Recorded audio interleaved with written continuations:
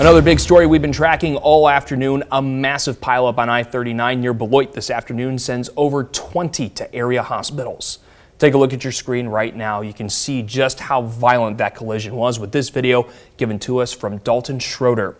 You can see some flames and heavy smoke right there coming from several vehicles that were within that crash. And here's video from the scene. You can see that damage from the fiery crash left behind cars, some of them off the road into the ditch. Tow trucks and fire crews getting those cars out shortly after the 5 o'clock hour tonight, especially going on the southbound route. Wisconsin state troopers say that weather did have a factor in this crash. Between the snow and ice, conditions worsened quickly. We spoke to one driver that says it almost came out of nowhere.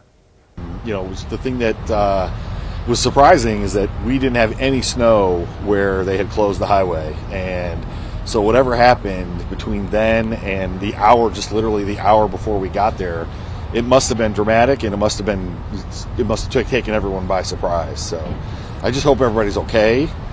Road says traffic was routed through Janesville and south of the accident, and thanks to everyone for the quick response of fire crews working to keep people safe and getting those roads clear as quickly as possible.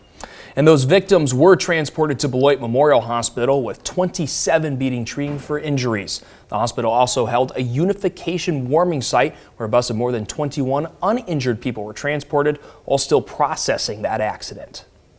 Everybody was driving about 35 miles an hour to my knowledge. It just, for as far as I could see. And we just saw some cars starting to spin out and we couldn't stop. City bus rescuing those people after they were stranded in the wreck. The hospital had chips, drinks, and warm blankets to help everyone who had been stuck in the cold for several hours. People still remarking how their lives hung in the balance of other drivers to their left and their right.